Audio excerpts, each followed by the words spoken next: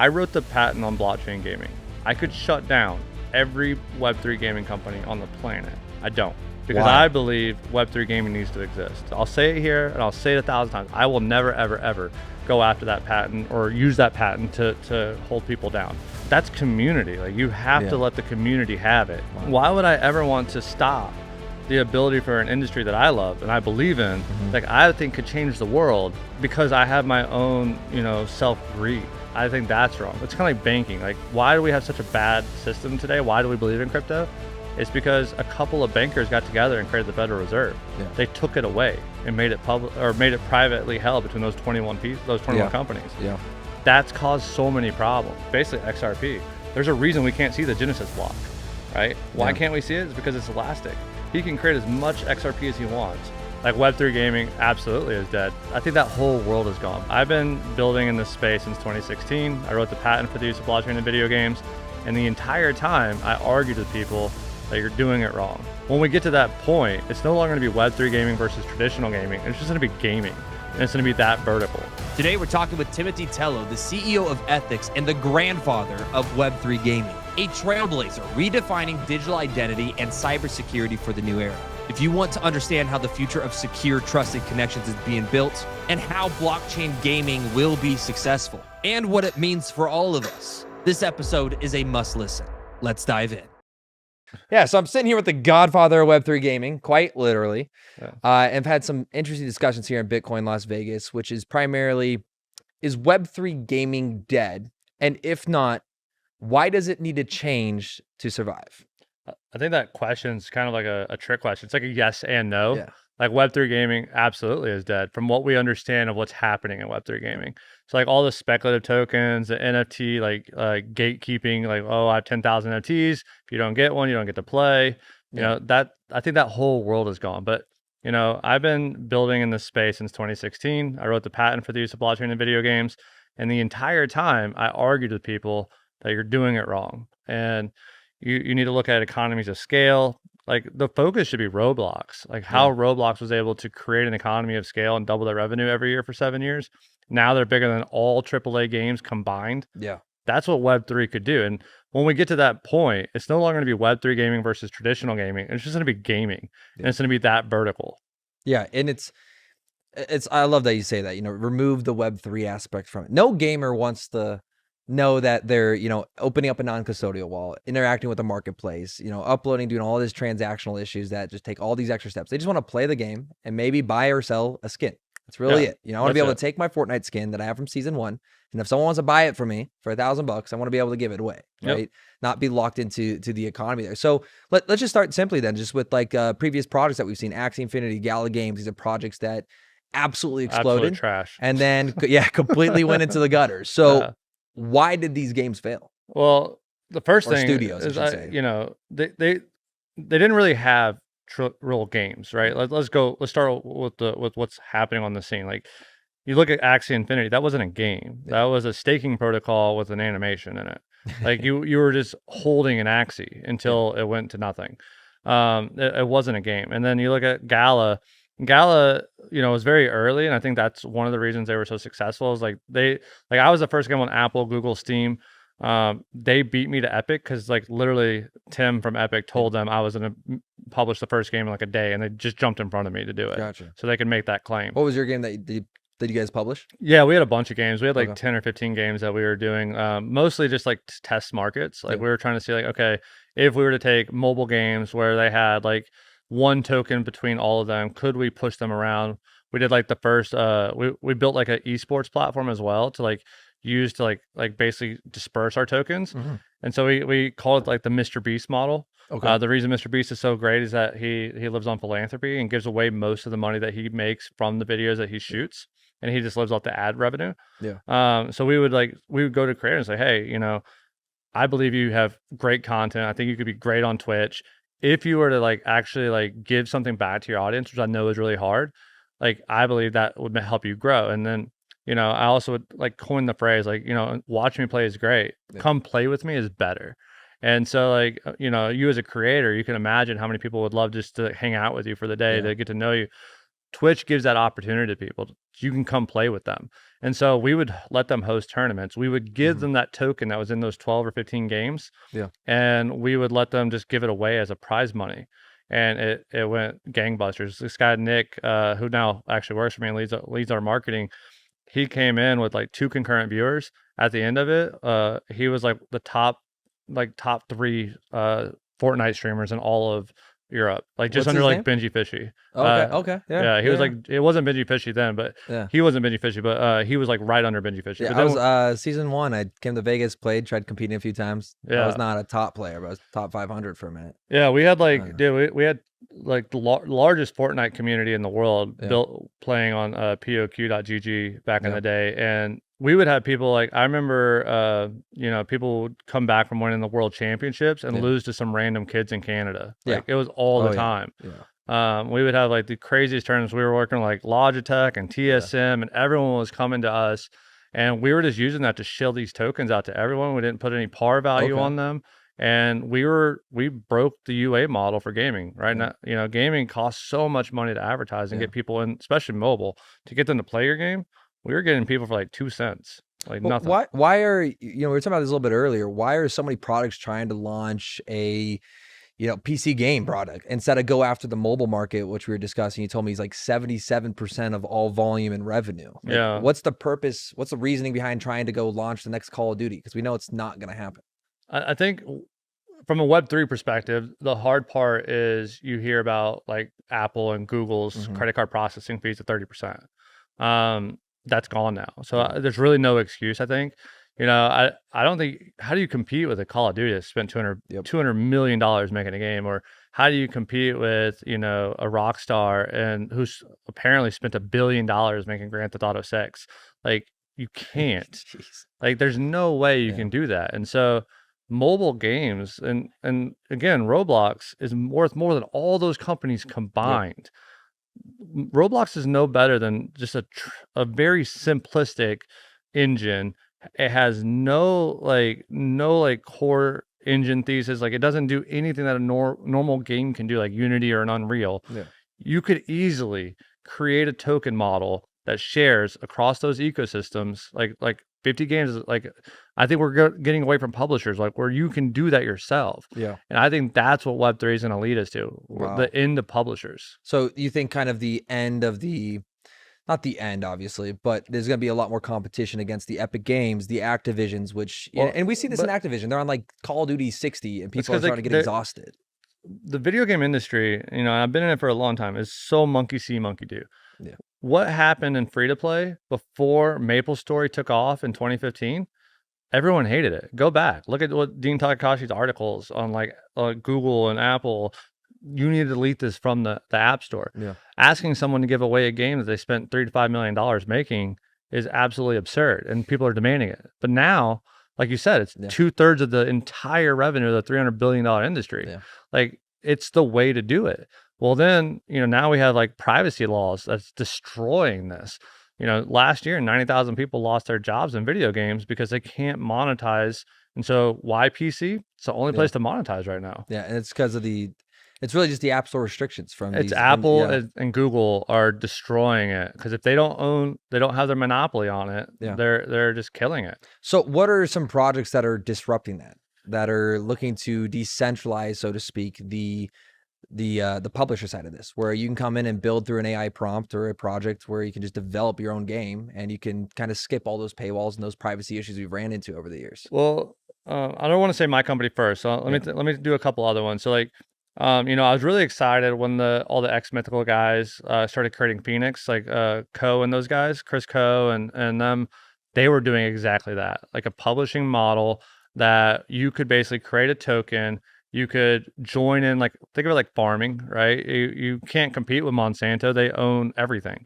But if we're a small community where we put all of our plants together, we can compete on price and sell to the big manufacturers, and we don't have to get pushed around. Well, why is it that the most developers are like Russia, Ukraine, Belarus, Southeast Asia, but they're not actually the ones making any of the money? Well, they have all the technical experience. They have the engineering. They don't have the money to actually do the user acquisition models to compete with these publishers.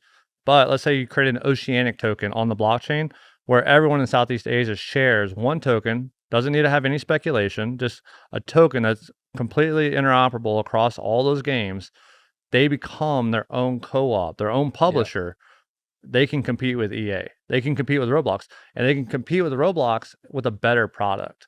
Okay. Their games would be 10 times better. So you think out of this industry, by definition, a Web3 type project, right? We want to remove that interface or that label of Web3, but these co-ops could defeat, or not defeat, but replace Roblox in the future. Yeah. I mean, think about it. Like, have you played Roblox? I'm assuming. Yeah, of course. Yeah. I mean, the actual like physics in the game is pretty terrible. Yeah. Like you're basically just like, it's like Minecraft. It's very pretty average. bad. Yeah. But like if it's simple, like you said though, but that can be copy and pasted onto like almost any device across the globe. Yeah. But like you could easily build that same thing, apply like Sequences SDK to add in, blockchain features, share a community token amongst, you and the other studios that you're working with. Okay. Reduce your user acquisition cost by 10, 15, 20x because you're sharing users instead of, it's like a mall. Yeah. Why did we have malls, right? It was because you could attract people to one place instead of 20 different places and they could just shop, right? Yeah. It's the same thing. It's like, why is Amazon successful? It's because they have 1,000 things you can buy on one website. We're as humans, we're inherently lazy. Yeah. We don't want to do more than we have to do. And so when you make things easier, that's better. If I don't have to buy 1,000 tokens, great. I'm just going to buy this one token that's good for all these games. Chuck E. Cheese, Roblox, they did it right. They were revolutionary at the time. Yeah. So do you think pretty much any project that is centralizing themselves to that standpoint on that previous model where it's, NFTs, let's dive actually a little bit back further. So you launched a patent. You created a patent. You're the inventor of this patent. I wrote the patent for the use of blockchain in video games, which we'll pull up right now. But this patent, in the most simplistic terms for a new user that is just exposed to Web3 gaming right now, what is the patent you created, and why does that matter for everything we're seeing developed over the last 4 years? The galas, the shrapnels, the off the grids, those type of projects. Well, so I come from a traditional gaming background, right? Yeah.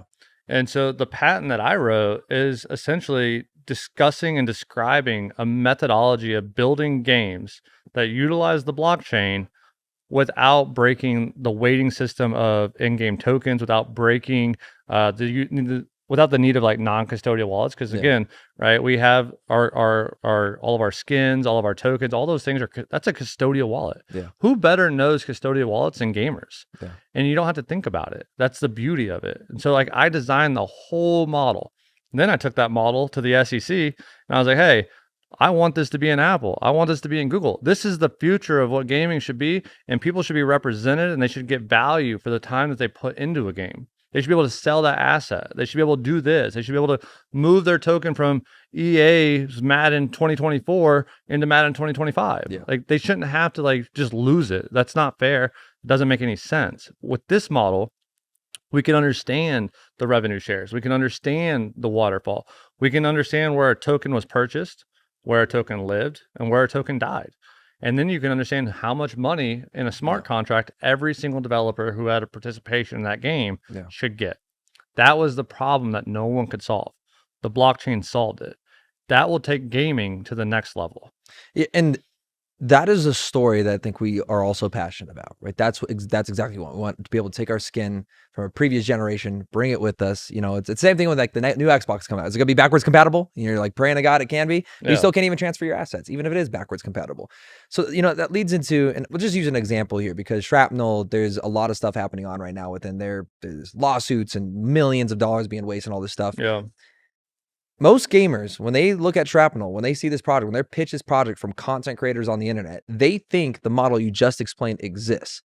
Why isn't that what they're actually doing? What are they actually doing that is resulting in these failures after failures after failures in the Web3 space? It's bad actors doing bad things, right? It's a money grab. And until we get to a point where people stop just buying things just off of pure speculation, but they're buying them because they actually want to participate. Like you play Fortnite because you enjoy it, not because it pays you to play.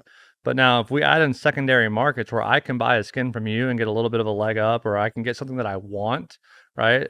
That changes that whole game, right?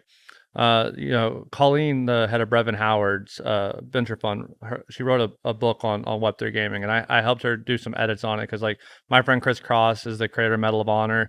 He also built Maple Story with JJ, which was supposed to be like the first real Web3 game in 2015. Like, they really want a Nexon token to go from one game to the next, to the next, to the next, but they couldn't figure out that revenue share model. That's why all these things dominoed into me building the first Web3 gaming company. Yeah, so when was your patent? When did you patent that? So we wrote the patent in like 2017. I wanted to write it in 2015. We wrote it in like 2017, but it didn't get fully executed until like 2019. And then we've had a few extensions. So I think if you look at it now, it'll say like 2023. Okay. But that's because we've had extensions added to it. Gotcha. So it's just been revisioned or amended. You add things to them. Yeah. They just relabel. So that spawned though from that discussion in 2015 of them wanting so the first. He literally called me. Token. He was working with JJ before, unfortunately JJ passed early. And he was like, Tim, we're trying to do this. Like, I don't really know what to do here. Like, we're trying to take a token from this game to this game, but the developers that built this one, the one that did the art here, who did the live ops on this one, they're not the same. So if I bought a token in your game and I used it in my game, who gets the money? Yeah. And I'm like, well, okay. And then I was like, good question. That's a great question. So I was talking to I was at E3. And Cliffy B, the creator of Unreal, was talking about gunslingers, which, if you know, became Fortnite. So gunslingers, he was like, it's gonna be the first free to play on console. It's gonna be the best game ever. I'm like, bro, that doesn't make any sense. Like, I was just because at the time, like, free to play was hated. Again, this is 2015, and I was just like, you can't do that. And he goes, we're doing it. Tim's on board. We're doing it. I'm like, dude, your investors are going to shit on you. I was just like, there's just no way. And I was like, and this was like, at the time, like a console's like 30 million to build. And now we're giving away games that are 200 million and possibly $1 billion for free. And so Battle Pass has changed everything. And now we spend more money. And like the LTV with subscription based and, free to play metrics in the game have increased like 5-6x. But there's a reason that Fortnite is going to user-generated content. There's a reason that Roblox has set this. There's a reason that Grand Theft Auto 6 has not come out yet, because it's going to have a ton of UGC, it's going to have a ton of economies of scale. And if there's not some kind of blockchain metric, I guarantee you they're going to have some kind of hyperloop where it has some kind of auditability between users to control those economies of scale. And that's for people that don't know what you mean by economy at its scale. Are you talking, more than likely a tokenized system or structure that allows? Tokenized system on blockchain. So like the SEC no action letter that I got is based on a 2-token model. So essentially you have your in-game currency, which you can have weighted for the game.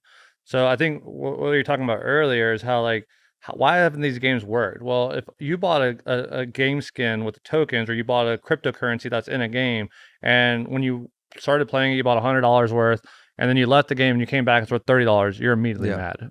You're like, this is a scam, this is terrible, I don't want to do this. You sell it all, you get out of it, the price tanks, right? You got to remove that part out of the game, right? And so what you do is you put a token that's on the blockchain that could have, smart contract connection to NFTs. It could have a smart contract connection to a speculative token outside of the game. And you could use that token to buy the NFTs. You could, in the secondary market, if I'm selling you something, maybe I had to have token A, but in the game is token X, right? And I use token A to buy it. So that way you could buy with token X to buy your in-game item. You use the in-game item, you move it to the marketplace, but I can only buy it from the speculative token. So that way you can cash that out. That keeps the friction of the weighting system of the game from breaking. So I think for my audience, because a lot of people followed me from when I was streaming Fortnite and all those systems, would be your V-Bucks in your store, right? So those V-Bucks need to stay that 1-to-1 value. It never shifts, right? It has to stay the way it is. Because and not only that, but you could buy 100 V-Bucks for $4.99. You can buy 1,000 V-Bucks for $49.99.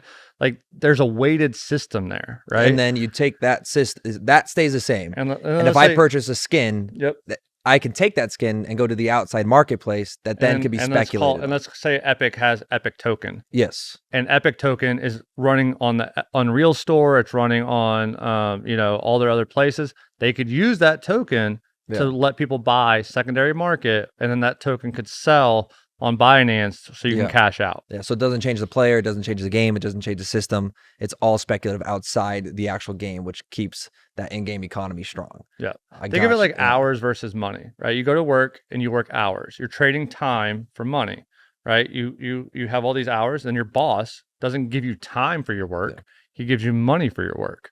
And you take that money and you go to the store and you buy what you need to live, right? Your groceries. Same thing. Yeah. No, it's a good way to put it. It just makes sense. It seems a logical approach, which is why my follow-up here is you've been in these inner circles for years. Epic Games, Activision, Rockstar. Why haven't they done this yet? I mean, well, you're talking about GTA 6, so hopefully we'll see some stuff there. But in terms of like and whether that happens or not, like why hasn't it happened yet? Because it seems like this is a huge profitable. It's a monkey see, monkey do industry. Okay. The moment one of them do it really well, again, free to play's moment was MapleStory. No free to play game hit until MapleStory hit. And then they're like, oh yeah, we were doing that the whole time. That was always the plan. Make no mistake. I just got back from GDC in March. They are all looking at Web3. They're all looking at how they make this work. EA is looking at one token for all of EA Sports. They have a big fall off. When the NFL season ends, you stop playing Madden. How do they get you to EA Hockey? How do they get you to, they need to create a token that moves. So retention is the new LTV. So going back to Roblox, the average LTV of a player is about $3 in most video games. The average LTV of Roblox, $300. The average retention difference, the $3, is 7 days. You, on average, a free game to play, you stay for 7 days. The average retention in Roblox is over a year. The reason is one token is accepted in thousands of games. It's we've seen these economies before. The US introduced credit cards at a mass scale in the 80s. Go look at the GDP in the 80s. It skyrocketed, right? It's like taking a gift card that was accepted at one store, creating a gift card that's accepted everywhere, right? If you can create that kind of model, you inherently increase the value. So it's like, why did the European Union consolidate into the euro? Well, they knew most of their money came from travel. Well, if we all work together as one publishing model, consolidate into the euro, our GDP will increase.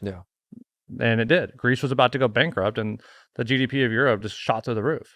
At this point, I think you've done everything in the space. You're telling me a little bit earlier, which we'll get to this in a minute, about the Super Mario Bros. And kind of your path to Polygon Matic and how that came to fruition. But before we get to that, I want to talk about ethics, because I believe a lot of what you're saying right now is being done in the company that you're currently building. So, with ethics, if you just give a little background outlook of just why the company started. I mean, you've already almost explained that, but if you want to go into just what you guys is, what you're doing, what your mission statement is, what your purpose is, because I got a lot of follow-ups that this is amazing, because we've just seen it for years. We've wanted it for years. Like any gamer has wanted this universal aspect for years, and it's really cool to see you guys building it. Yeah. So, I think there's a lot of complications first to Web3, right? For custodial wallets, which no game publisher wants non-custodial, right? They don't want you to be able to send money out of their ecosystem. So it has to stay within their ecosystem. So custodial wallets matter. Fireblocks charges about $1 per roll-up on a wallet. You look at that at mass adoption. I mean, how many people play Call of Duty? Hundreds of millions, right? Like, there's no way they're going to give you that much money. So we give all of our wallets for free. So we had to fix that problem. And there's Ethics gives the wallets for free. So are you guys a publisher? I wouldn't call us a publisher. I would say that we're more of like a infrastructure play. I think we will publish some games, but like mostly just to help game companies like indie studios, like the Oceanic token idea that I told you, helping these small studios actually get kicked off. And I think we'll do that with the different chains like Avalanche and Polkadot and these guys that we work with. Like, they have these huge grant funds. They don't know what they're doing 99.9% of the time when it comes to actually moving tokens into games and how to operate those games and how the game should be weighted and how you scale a game. So we're going to help them, and we're going to help with their ecosystem funds to push these games out where they all share one single economy. And I think from that aspect, we'll be a publisher, but we won't take revenue from it. We'll give that back to the ecosystem funds that they belong in. So long, people taking grants and never has that money got back to the ecosystem fund. And I think we'll work it out where basically the actual publishers, the chain themselves, and we'll give a revenue share back to the chain, and then the developers will get their cut for every token that's spent. Wow. And we'll just write that on the smart contract. Yeah. Super simple. But so we had to solve all these little problems that no one understood. Like understand, like Web3 games, like 90% of the people have never built a game in their life. Have no idea what they're doing. They're like, I believe that Web3 games. Can you just like, and you don't have to do this, but if you want to just name like three terrible examples of something that tried to be a game that just never was going to be, or just a Web3 project. Because like the reason I'm asking is there's so many retailers that are just involved in these Web3 games. And I mean, they have 20, 40 different tokens in their wallets right now. And they're like, why isn't this moving? Is it going to come back? And it seems like they're not going to come back. You know, there's a lot of games. I'll tell you this: it's a token, it's the game that you're wanting to play, or the game that you believe is going to be great. If they have a cryptocurrency that has speculative value, that's not only in the game but on exchanges or on a DEX or whatever it is, that game is trash. Okay, it will never be good, no matter what you do. Like the moment you go to play, like it'd be like buying your first car and getting it home, and the next morning it wouldn't start. That is literally what's happening. Yeah. And like people just like these guys don't know how to make games. Like it's really bad. Or they'll make all these promises like, oh, we're gonna do it on Unreal. It's gonna be this. Like I don't know why everyone's making a first person shooter. Chill. Like you don't need to make a first person shooter. Don't make a you know, or an MMO. Like why are those the two functioning style of games in Web3? It makes no sense to me. Those are the two hardest games to make. An MMO, like World of Warcraft took like a decade to build. Like there's a reason they kept building the same game over and over again. My most hours is on Elder Scrolls. That game took like 6 years to make. Fable took like 7 years to make. Like why are those the styles that we're trying to do? Because it plays to the story of this is going to be infinite. And that infinite is what gets these people to buy. And it's at the end of the day, what's happening? The CEOs are getting crazy rich. They're selling off their tokens. They're flying around on private jets to every conference on the planet, and nothing ever gets launched. It's just a massive rock star tour from themselves that lasts one cycle and then they're irrelevant. It's because we see like Gala Games is a perfect example for me because it's just I was in the 2021 hype. There's all these nodes being sold off, and they're making. They're the next Epic Games is what people were saying in Web3. That's wild. And it's just how they were sold at in the industry. And I ended up falling for the NFT stables, which were like they're supposed to. Well, in this game, you get to purchase a stable. You own the horses. It's for a horse racing game. And you'd be able to rent out those assets, and you'd earn rewards off the horses and all the the profits that are generated. They literally promised that, and then they launched a product, and they're like, "Oh, we're actually not going to do that." So they just took our money and just literally went and bought a private jet. I think it was like $80 or $90 million. And now I've just seen that happen time and time and time again. But so the takeaway: if there's a speculative asset in the game, it's fucked. It's gone. And that's interesting. And I think that the reason why the MMO though is probably just. But it goes back to what you're saying. Everything you're explaining just makes sense. Don't have anything in game as a speculative token. It could be a one-to-one that you can, buy and burn that you can use in a separate marketplace, but keep it separate. Do not change the functionality. Because you can't change the weighting of the game. Right. There's reasons that tokens have the systematic weights that they do, like the 99 for 100, the 499. That's what keeps the game functioning properly on an economy. If you change that, if you take it away, or it can be manipulated, it completely breaks the game. I mean, I can only like in Elder Scrolls specifically, I used to farm something called Drew Wax, and I would sit there and sell it for our guild for too many hours, like thousands of hours I've probably done doing this. And it was like if that asset ever was speculative, like you're saying, and it went from it was $10 one day, the next day it was $3, people would panic sell, would crash the market, crash the in-game economy, people would leave it, and it would just break the. But that's a perfect example of what Web3 games should be doing for economies, right? The first Web3 game was World of Warcraft. People would literally mine gold and sell it on eBay, secondary market for US dollar. So you had a stable in-game currency that had a value in real world assets. Like you could trade that for US dollar. China would all their prisoners, did you know that they were taking their prisoners, making them play World of Warcraft to mine gold and selling gold on eBay? No idea. What the hell? Google it. They were doing that. They were forcing their prisoners. They were forcing their prisoners to play a video game, mine gold to sell it. It's like SBF's wet dream, dude. He's like, please make me play League of Legends for money. I called him as a fraudster way before everyone else did. Really? I put it on LinkedIn. He got it banned, but I literally had like screenshots. Like everyone was going down to FTX Fest in the Bahamas. Yeah. And I was like, I'm not going. And they're like, Tim, he's the best. He's crypto Jesus. I was like, that dude's a fraud. I was like, everything he said. You were, yeah, no, not crypto Jesus out. Yeah, he was the when I was doing Axie Infinity in 2021, because again, I was part of made a lot of money off Axie, luckily, but the NFTs are all worthless now. And I still hold a lot of those, and it's like FTX was doing the sponsorships, so they're running these grant programs where they'd hire like people from Indonesia or like Puerto Rico or whatever, and they'd buy your assets, they'd rent them out to you, and then they would take all the rewards. But yeah, fuck that guy. Anyways, continue on.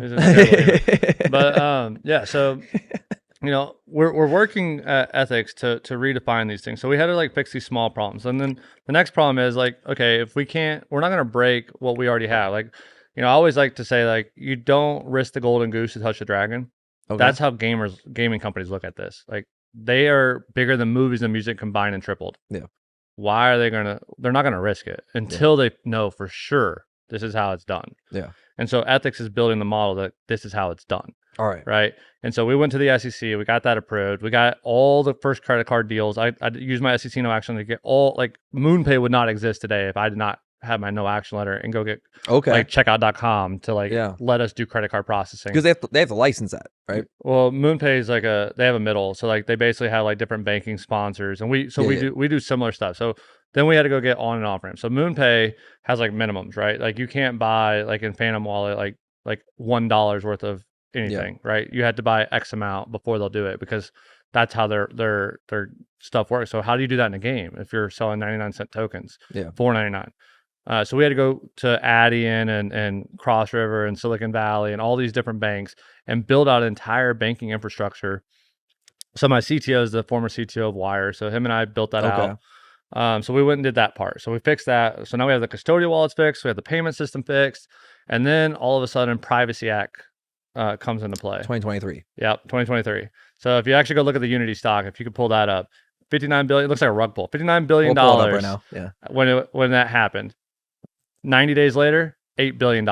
They lost Unity? Unity. Yeah. They lost. They're the largest video game engine in the world. They lost $51 billion in market cap in 90 days.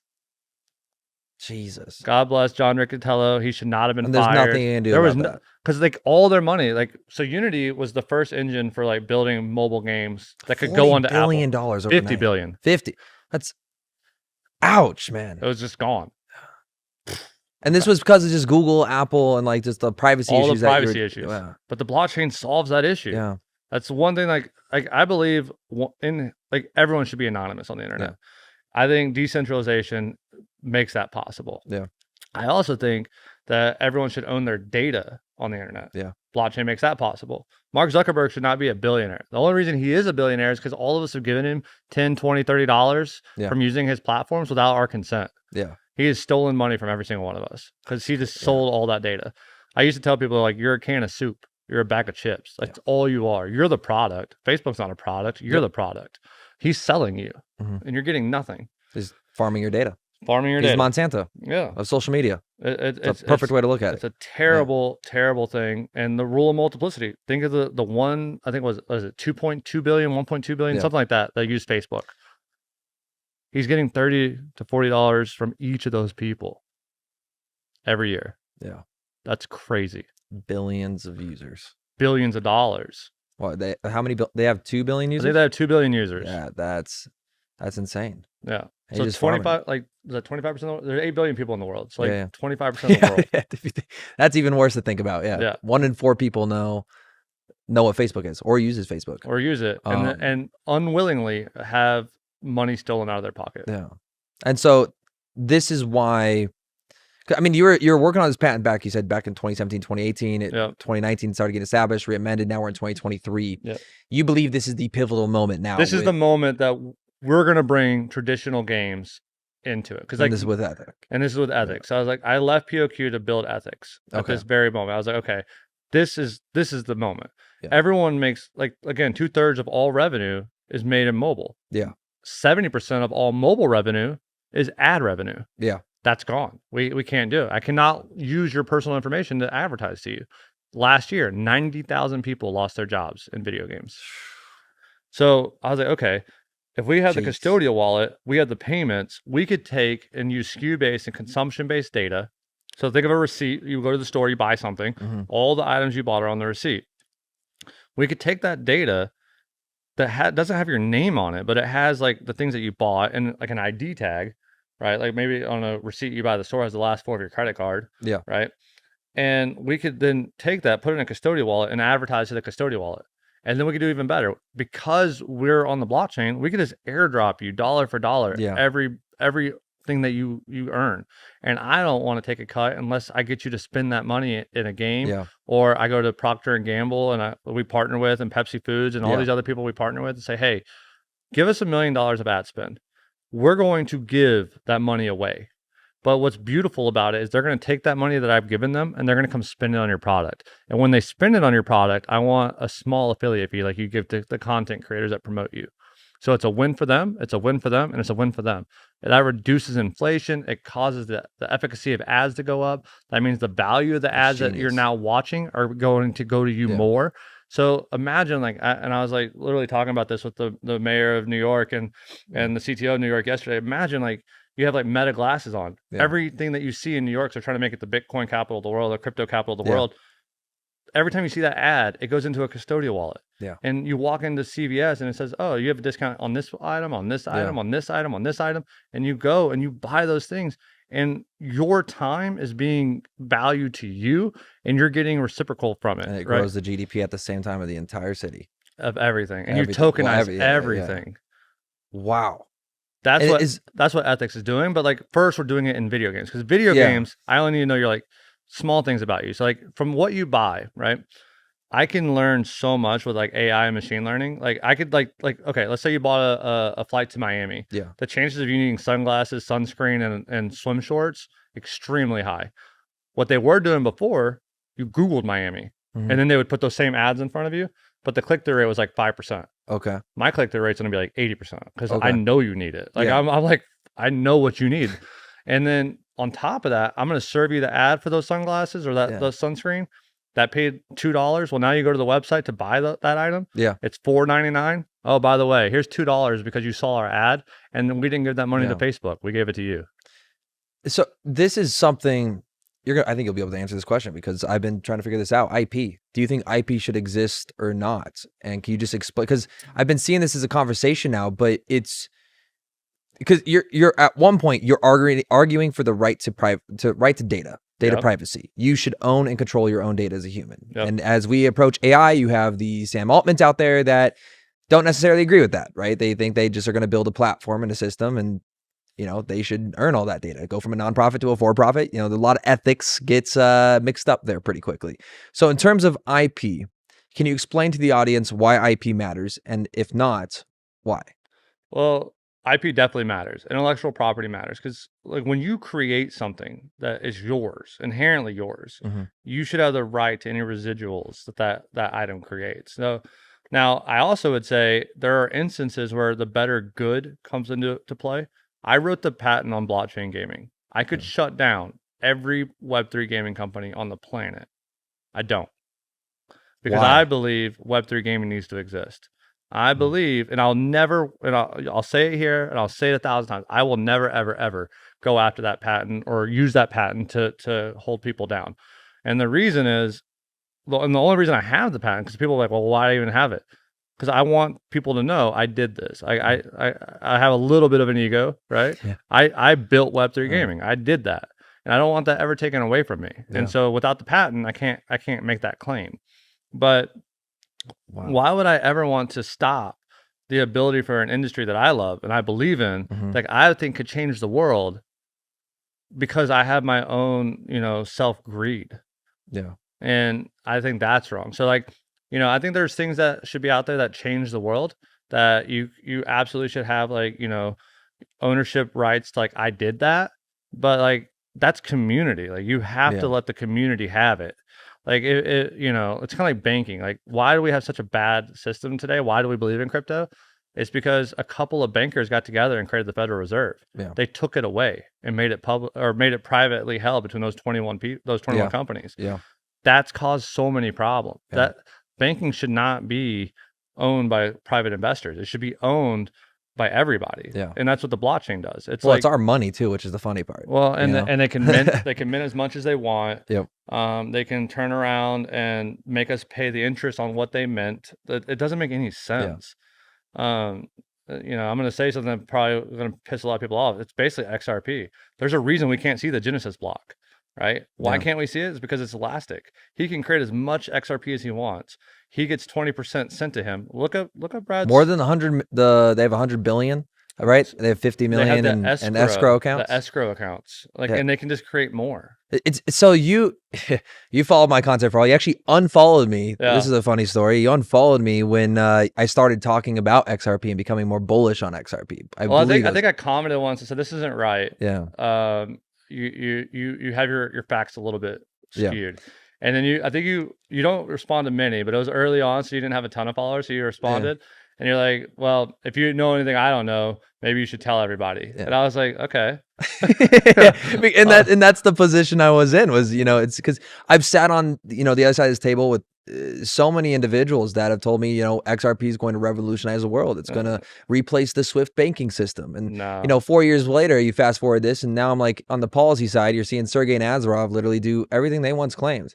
And it's like, and that's with like the CCIP and a lot of different networks, but there's a lot of products doing this that there's just a lot of capitalist market there. There's like there's a lot of competition, sorry. So it's like, to the XRP point, you fall into, they have this narrative, like these influencers, they paint this, it is going to revolutionize the industry. And you're coming out here and saying that is not true. The Genesis block is a lie. I'll give you a better example. XRP is so good at the rumor mill. Like, they're the best rumor mill operators on the planet. Yeah. And like the circle thing, right?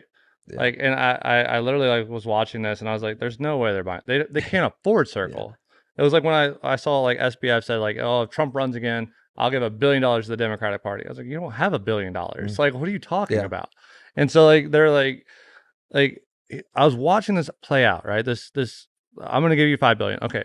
Token shot up. Everyone, they're buying Circle. Yeah. USDC, screw the Ripple stable token they were talking about. It's now USDC. They're going to own it. Okay. And then it was, well, they didn't accept $5 billion, so we're going to give them $10 billion. Yeah. And what was even funnier, and kind of the FU to Brad and XRP, was BlackRock gave to do the IPO for Circle. They bought 10% of all of XRP, or all of Circle, for like, I think it was like a stupid amount of money, but they bought 10%, and so like it should have ended the conversation right then. Yeah. And they're like, oh, now Ripple's going to be on the stock market through Circle because they're going to. I'm like, what are y'all talking about? Yeah. And then it's that Always Sunny in Philadelphia scene where he's got like the red lines on the chalkboard. I think I remember and I don't know if you remember this. I remember the post that you made, and it was about XRP being able to be bought in Roblox because Xsolla had signed a contract with Crypto.com. Mm-hmm. So as you may know, Ethics is a rollout of Xsolla. Xsolla is the largest credit card processor in the world for video games. We do Steam, we do Fortnite, we do Epic, we do Roblox, Twitch, 505. They do everybody, right? Shurik has built a machine, one of the smartest human beings I've ever met. Yeah. Like, and they make this claim. I was like, who told them they could make that claim? But it was too late. Yeah. It was on social media. And I was like, I think you got your facts wrong. Yeah. And that's what I told you. That was the video? That was the video. And you're sitting here like literally building the patents, all this type of stuff, doing it with, you're building this. You're like, that's not true. And we're a rollout of Xsolla. Okay. And I'm like trying to get like a little bit of damage control because Xsolla wants nothing to do with that. Yeah. And I'm like, those facts aren't right. Like, XRP is just telling people that through their little rumor mill and letting it go bananas. And while everyone else is buying, the other reason you can't see the Genesis block is because Brad is always selling. And that's what got him in trouble with the SEC. Yeah. And that's the never ending game. So what do you think happens to XRP? Because I don't think they're not going to get Circle. So they either have to acquire some company to keep relevant in some way. Well, they just acquired a few, and I mean, he's already come out and said like XRP, the only way they make money is selling XRP. Like he said that like 2 or 3 months ago. He said that 2-3 months ago. Then I don't know if you saw it today. He came out and like made an apology letter against Bitcoin, and then like this was being trashed on in the comments. But he was like, we need to work together and combine. And it's like, no, because I still think there's a path like who's he where going to combine with? Like that's I have crazy. no idea. They were also toxic for years. That maximalism. I honestly think the maximalism is what shot them in the foot. The rumor mills are what shot themselves in the foot now today. They've painted themselves now into a corner, and it's going to be very hard to get. They can acquire companies though. They have a lot of money. Exactly. They have so much money, and they have they're. It's like, I hate to say it, but the XRP army, man, that community is probably, besides Bitcoin maxis, you have to, but they're so strong. That's like all of TikTok now. There's really. But they're wrong. Yeah, they have no idea what they're talking about. But it's because they're just stuck in that echo chamber, though, which is the unfortunate part of it. I think it's like. Did you see their event? It was like Purdue Pharma's event. I don't know if you saw when Purdue used to do those like pharmaceutical rallies. Yeah. It was a 1-on-1, man. Yeah. It was the same thing, bro. But think about it like this: like until like Trump came into office and XRP kind of got that little kick because they like got their name as a part of the crypto reserve. That ended up being a scam too. Did you see that? It was a scam. Yeah, with Ryan. But they got their name in it, but it wasn't supposed to be in there. Like Sachs was like, "What the?" It was the lobby. It was the Ryan lobbyist guy, and then that caused the feud with Cardano, and that was so toxic. I wonder how much he got paid for that. A lot. Yeah. But that's the point. These are the rumor mills that they're creating, and they're doing it on purpose. Yeah. And they get this in there, and like, you've been to a lot of conferences. I've been to a lot of. XRP was vacant from every conference in crypto until recently. I think the last time, like I saw them for the first time again at ETH Denver this year, they hadn't been anywhere. And the reason is because everyone in the space knows they're trash.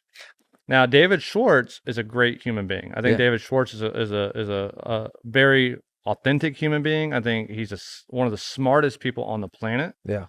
I think he's so stuck in it that he has nowhere to go.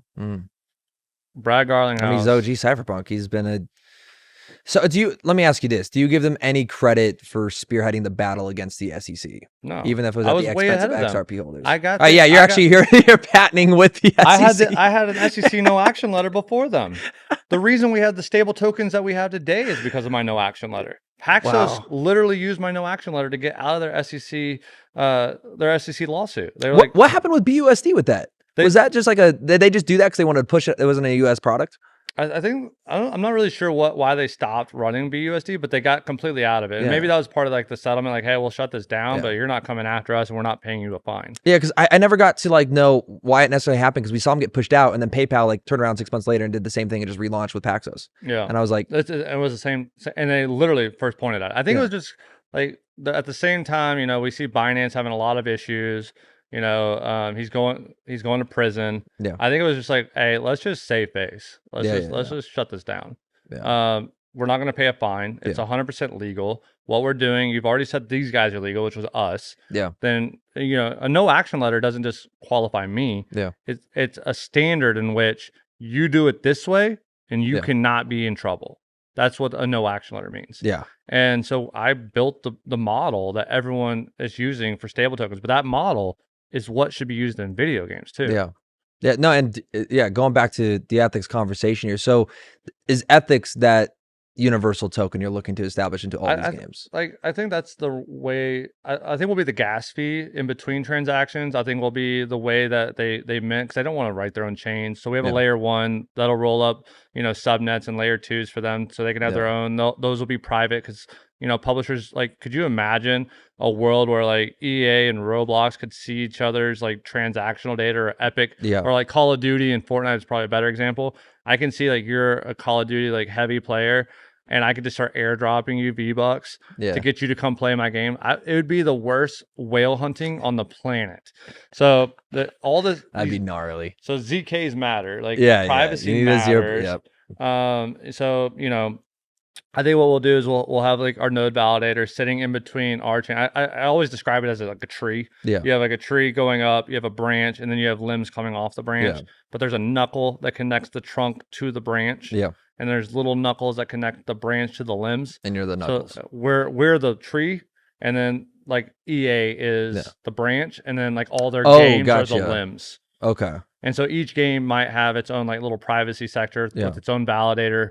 with its own nodes, etc., that are running each of those. And so we built this whole platform that you don't have to worry about payments.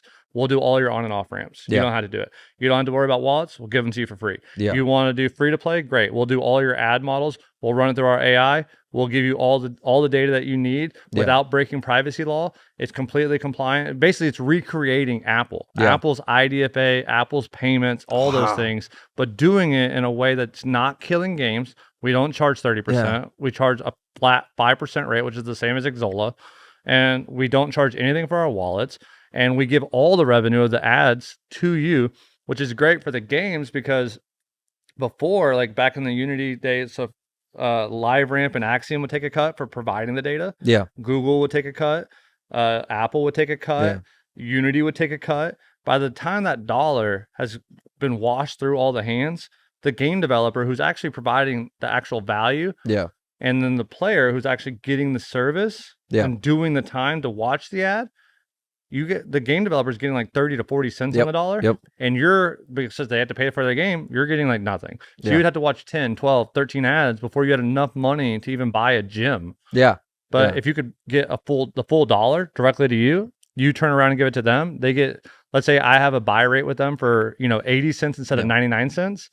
I get the 20 cents back. They get 80 cents, which is doubling their profitability from what it was. I take the 20 cents, and this is where our 2-token model, like I'm saying, no token should be in the game speculative. We put that on our bonding curve, and we buy and burn our own tokens, and we give it all back. Ethics owns none of our tokens. We get our tokens by licensing our credit card data to the foundation who runs the ad model. And then you get a transaction fee. Is it basis points or is it like 10%? So we get basis points and 10% of the same thing. So a basis point is a percentage. Wait, I meant like, is it like a fraction though? Are you doing like 0.25? So like what's the... on the credit card transactions, like, so we basically act like an exchange for cryptos and NFTs. We can sell any crypto or NFT in your website, in your app, in your game, wherever you want. And so we get 5% flat rate on that. Like that's what we charge. We don't change it. I think it's ethical. Just to be completely upfront, and like, that's where the name comes from. Ethics, just having the proper. I just wanted to do everything right. Like I didn't. There's no cliffs in our token models. I think that's wrong. It's beautiful. I designed it like Bitcoin similar. I heard you talking about the 4-year cycle. Mine's like a 5-year cycle. But like what we did is we didn't want anyone to be able to, like, any investor to come in and say, oh, I own all this, I'm just going to dump it on day one. You can't do that. So what we did is we put everyone on vesting schedules that have ever invested. And those vesting schedules had daily allocations and drops. So kind of like Bitcoin early days, someone would have to mine it to run those transactions. That transaction, they would take that money, they would sell a little bit to pay their electric bill, and they would keep a little bit for speculation. And so the only tokens that are on the market are the tokens that are being given for that electric bill. There's no like person just dumping 5%. We're not going to dump 5% on TGE. I think that's so terrible. Oh, 100%. I mean, you're thinking, and this is the long term here is insane, because what you're talking is like building. You're essentially the infrastructure for every single. What's an Activision Epic Games starts with a P? Space out the word here. Publisher. You're becoming an infrastructure for every single publication, every single Web3 game, whether or not Web3, but mobile game, every game, all games. And it can expand. Like we were talking a little bit with tokenization. It's like Unity and Apple and LiveRamp or Axiom had a baby. Are you worried the app? What can they do to stop you? Nothing anymore. They just lost their lawsuit. Yeah, it's like, so after the privacy, you're just like, because I was like, it's straight up a threat to their entire business structure. And there's a reason we chose games first, because they suck at it. Think about it. Apple, they had Apple Arcade. Terrible. Died. Oh my God, I forgot about that. Google had that was cool for like freshman year for one. Google had month. Stadia. Trash. Complete trash. They can't do it. The only way and they make most of their money from, to make no mistakes, from video games. Because they were charging 30% for credit card processing. 100%, They just lost that lawsuit. So they, for a while there, Epic beat them, and then they were like, okay, we had to let third-party credit card salespeople in the App Store. Cool. You get your 3%, you owe us a 27% commission. Wow. And they're like, so that's their 30% again. You can't do that. And a year later, after Epic kept going with it, that judge was like, you can't do that. You have to let them in, and you cannot charge a commission. So now, free, we can bring any Web3 games. I think that's why we didn't see a lot of mobile Web3, because you couldn't build an economy that has speculation 100%. with a 30% loss right off the bat. And so now we'll start seeing a lot more mobile games going into the app stores.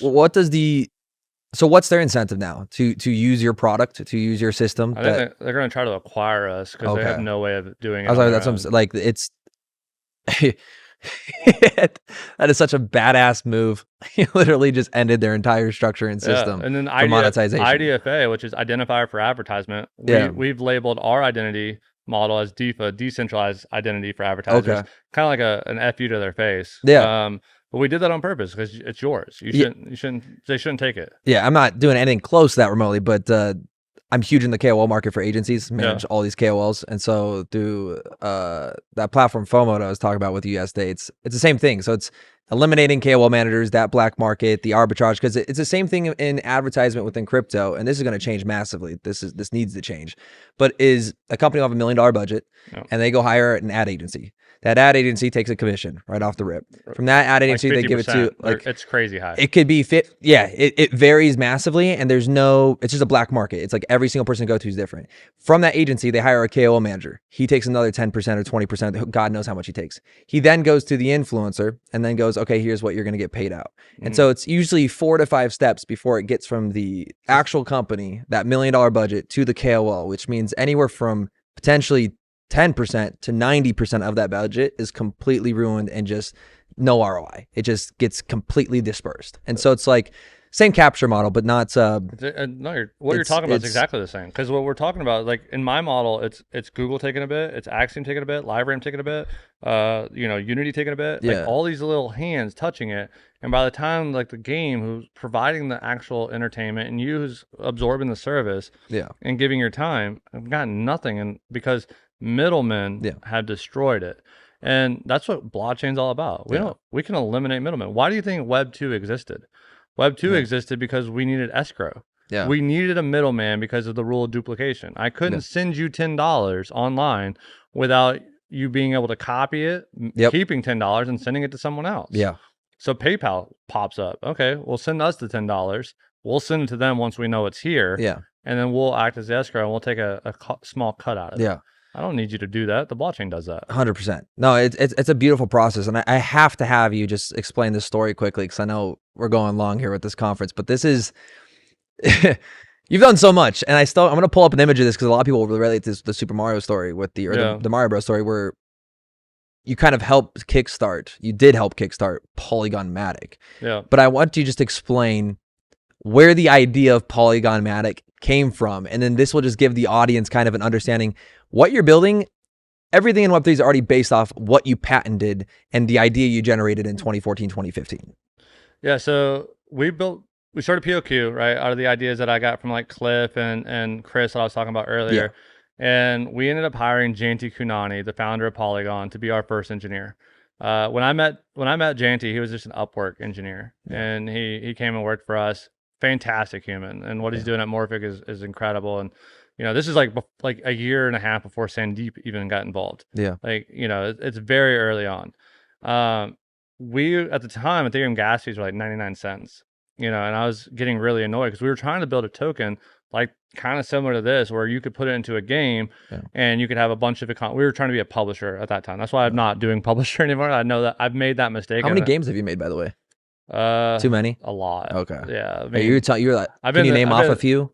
So we did like Narcos with Tilting Point and Kevin Segala. We've done all the influencer games back in the day. Yeah, like the Gordon Ramsays, I think, or something like that. Yeah, we were the first ones to ever do any of those. Okay.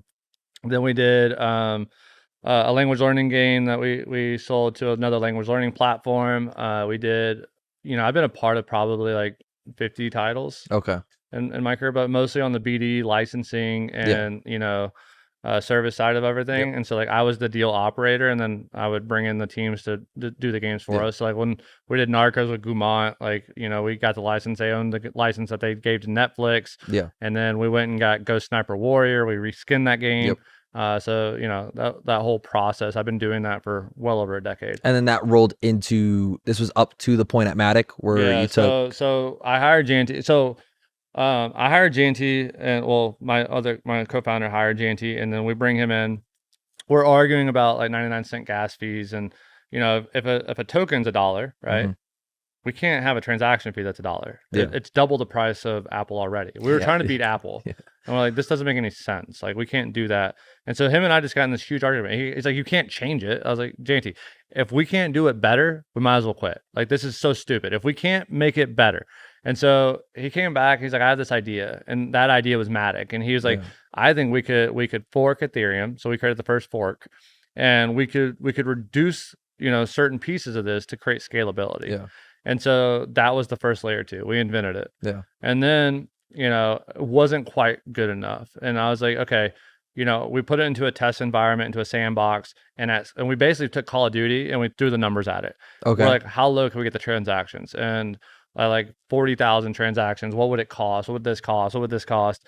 And we kept playing with it, and it was like 6 cents is what we got it to. I was like, which is a huge improvement from 99. Yeah. Still not good enough for a video game. I want the transaction fee to be sub 1 cent. If I'm going to compete with Apple, I'm going to beat the shit out of them. I had to be so much better that, why do people use MacBooks instead of PCs? You have to be so much better to beat Apple that it's just like, you got to like Steve Jobs it. Like, we have to be different. Yeah. And so like, I was like, I'm going to beat them, but we have to be like 100% better, 1,000% better, or no one's going to come. And so I was like, okay. He said, well, we can't get any lower. I was like, what if we took the computations and we pulled them out? And he's like, what do you mean? I was like, so I was explaining to you, the original Mario Brothers back on like Super Nintendo, everyone remembers the curtain coming down. You'd finish the level, you jump to the football field goal, and then the curtain would fall. The reason that curtain fell was because they could not run the transactions of you collecting coins throughout the level without the game breaking, because it had like 1 kilobyte of cache, 1 kilobyte of RAM, and they couldn't do it. And so what was happening is like on the back end, there's like an Excel spreadsheet basically, and it was like 1 + 1 + 1 + 1 + 1, like basically just creating dashes on the back. That screen would come down, which would eliminate the need to show a photo or a video in real time, clearing up some of that RAM. Then it would say computate transactions, send to custodial wallet. And then you would see your tokens. It would go to the next level where you'd like kind of move Mario to like the little side. And then you would click and you would see your tokens again. That all was happening on the back end, and the curtain fell. I was like, let's do that. So that was the first ZK. We built the ZK based on escrow systems from Mario Brothers. And JT hated it. He's like, this is centralized. He's like, the whole point of like blockchain is like the transactions are real, they're auditable. You're trying to computate them together. I was like, well, if we can't reduce it, then it's a problem. And, without some centralization, JT, there can't be decentralization. He's like, no. And again, this is like 2016, 2017. I love that. Without centralization, there can't be decentralization. That's a good one. Yeah. And I was just like, you have to have a little bit. Like, someone's going to have to be able to say, like, we have accrual accounting. Here's the numbers. This is how it works. Like, someone has to say that. And CDFI was born. And he hated it, so he kind of like passed on it. He went on to do the Binance 5, was one of the first tokens on Binance, and did really well. I was super proud of him, still proud of him. He's doing Morphic, he's doing fantastic. But then like a year later, Starknet comes out, and I could have killed him because they raised $1 billion on an idea that I had a year and a half before that. You weren't a part of Starknet at all? No. But you're doing stuff with Morphic now, right?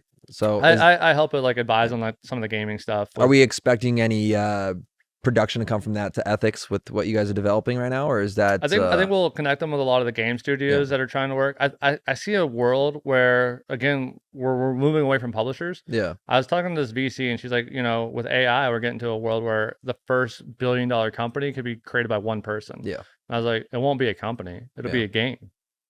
Yeah, I agree with that. Yeah. And it'll be someone like Chris Cross, my buddy who created Medal of Honor and stuff. He's working on that. He's working with like Sortium and Morphic and all these different AI protocols to build a AAA title by himself. Yeah.